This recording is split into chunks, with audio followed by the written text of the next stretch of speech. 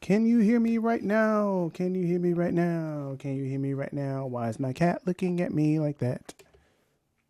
Thank you so much, weirdo. Here's the thing, you know, the Honda CrossTour, when it was initially debuted back in 2009, had a lot of controversy.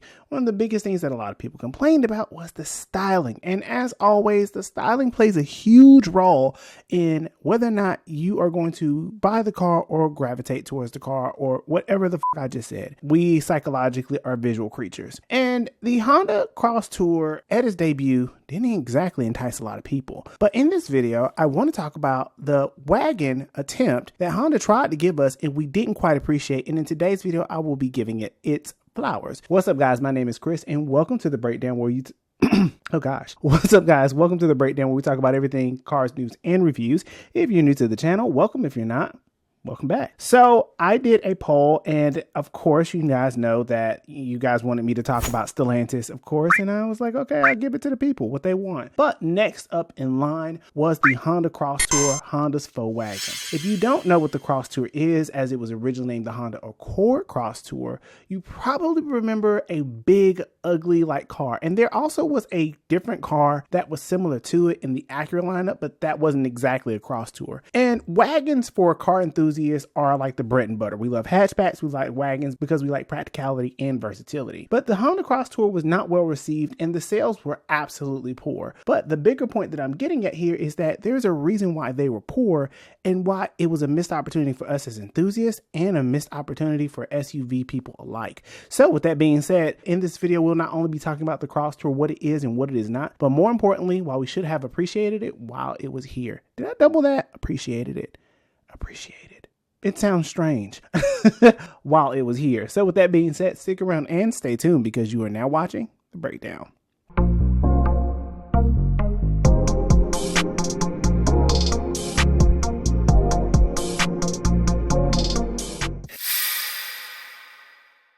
Okay, so I am trying to do a better job of just getting on the mic, talking my shit, right? So the Honda CrossTour was a conception back in 2007-ish, 7, 8. And times were strange then. 2007 was a very strange place. I was in high school at the time, so I distinctly remember like music was good, everything was good. The clothes were snazzy. We were doing the snap and pop. Is that what that was? That was not snap pop. It was snap music. I'm dating myself here. 2007 was a very strange time. Back when you used to lean with it and rock with it with baggy white tees and big thunderous SUVs like the Tahoe and the Escalade. It was a glorious time. You had to be there, as with most things I talk about. But 2008 hit and everybody pretty much panicked and said that they did not want big SUVs, and we transferred from big, large Suburbans and Expeditions and Explorers to Nissan Versas and Toyota Yaris's and Priuses and Honda Civics, because everyone who was affected by the housing crisis of 2008 really had to shift gears because a lot of people had got laid off, so these big cars really couldn't be afforded anymore. And you got a great discount if you did, but that's not where I'm going here. Honda at the time was known for making fuel efficient, reliable, quality vehicles. A little boring. They were fun, but they were boring. And it goes without saying that this was one of the more experimental times for Honda right before the housing crisis, because they were trying to make things more different, and Honda has always been at the focal point of innovation alongside Mercedes and alongside BMW, Toyota, and many other manufacturers alike. And the CrossTour, the people didn't exactly receive it well. Before it was released for production, it was rumored to be a thing and nobody really had any understanding of what a CrossTour was. Initially called the Honda Accord CrossTour, it was supposed to be a lifted style wagon, and I assume it was supposed to compete with something of the likes of the Subaru Outback, and it was supposed to be the rugged off-roader wagon. Now, Honda has never really done rear-wheel drive cars like that, so I found it a bit strange that they would try to compete in the off-road segment, because as we know, Jeep is one of the biggest heavy hitters when it comes to off-roading. Toyota as well, with the 4Runner as well as the Tacoma, and of course the Land Cruiser. They do off-roading really well. And I was very surprised in doing my homework about the CrossTour because it was intended to be more of a camper, outdoorsy style car. Now, this car was very different. Now, unlike its competitors, the Honda CrossTour was hideous. And I say that delicately. Only a face a car enthusiast could love, because we're strange creatures. We like things that are outside of the norm. We like things that look a little different and catch the eye to the person who doesn't know the difference between a Toyota Camry and a Nissan Altima. We're those kinds of people. Whether it's a VW GTI or whether it's a Chevy Suburban, we want you to know that we are different. And that's what the CrossTour represented. At least I think it did. And so it was supposed to be more of an outdoorsy style car. Now, unlike its counterparts such as the traditional Accord and other cars like the CR-V, which is basically a stretched out, lifted hatchback, big bulbousy Civic, if you will, the Accord CrossTour was beyond its time. And at first, a lot of people didn't really with it because they thought it was ugly. And the styling of this car was very reminiscent of what Honda was doing at the time, especially when the Accord Coupe first came out. It was sort of that design language with some minor tweaks to make it give it a more rugged and, I guess, urban appeal. Hate that word.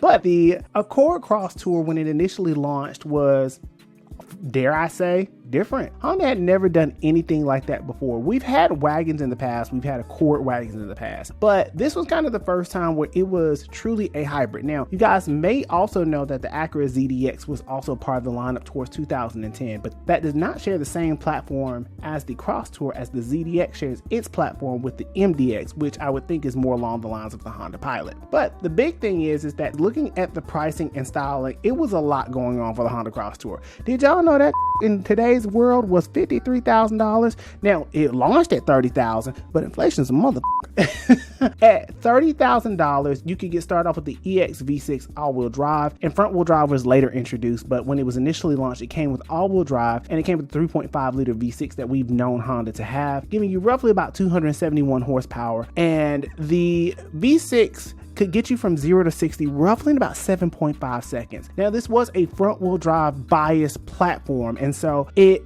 gave you the soft plush ride of a SUV, but also gave you the dynamic driving of an Accord. And between 2009 and 2014, this had a very small run. Now, if we want to talk about the Accord and what most people liked about it, what people didn't like about it, a lot of people who did like it loved it for its versatility and its packaging.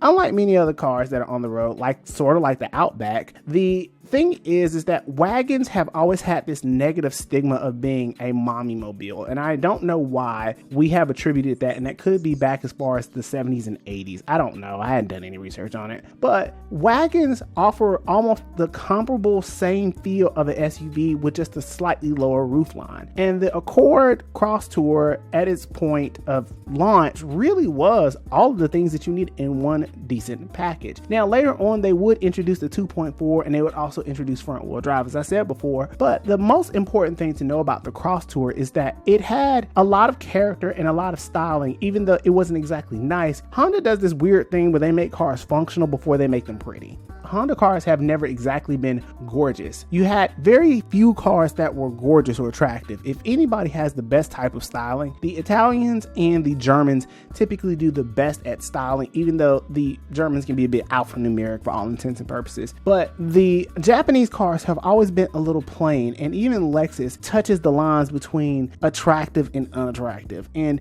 the Accord CrossTour, unlike many of its other competitors, it was not supposed to be cute, but what it was functional, and it was slightly lifted a few inches taller and a few inches longer than a traditional Accord. But the biggest note was that you got all of the functionality of a CR-V with the dynamics of an Accord all wrapped into one. Unlike many of its other competitors as well, the Accord, if I wanted to akin the Honda Accord CrossTour to anything, I would consider it more like the Ridgeline. People have just now caught on to the Ridgeline, but the Ridgeline has been out since 2006, and even when that came out, it wasn't exactly engaging for a lot of people, and a lot of people hated that unibody design, whereas the body on frame designs, as you would see with most traditional pickup trucks, would be the choice for many people, especially if they were towing. But Honda is an engineering company before it is a design company. I hate to say it, but they did it with intention and purpose. And what's even more fascinating is that despite it being as functional and engaging as many SUVs are today, and in the world where we only buy SUVs, and I really hate that for us, the CrossTour only sold about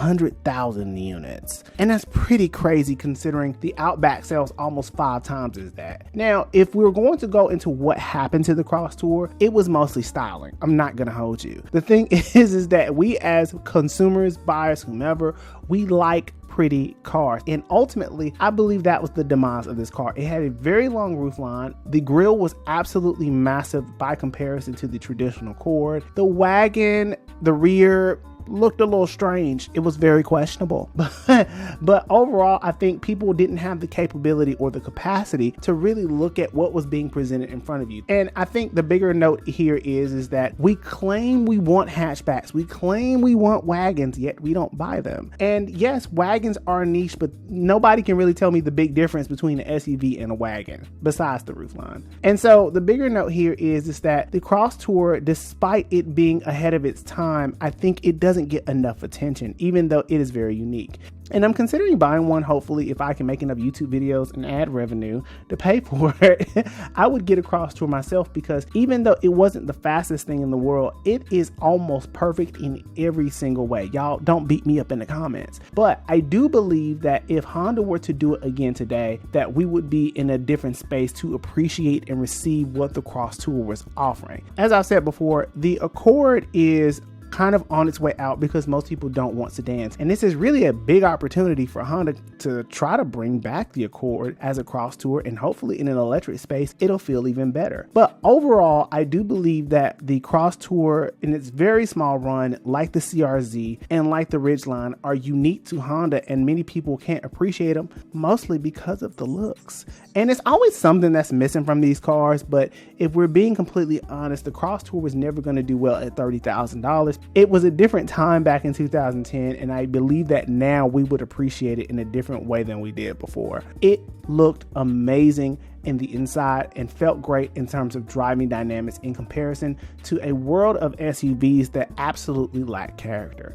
But with that being said, you guys let me know what you think about the CrossTour in the comments below. I would love to hear your comments about it if you've ever driven one, because quite frankly, I strongly am considering one, and most of them have about 180,000 to 200,000 miles and are still going for closer to $8,000 to $10,000.